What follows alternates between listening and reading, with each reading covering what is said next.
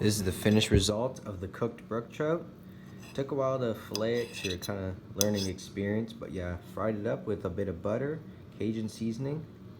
This stuff is so good, guys. I'd recommend if you catch some trout from a river or anything, you guys should try it. It is so good.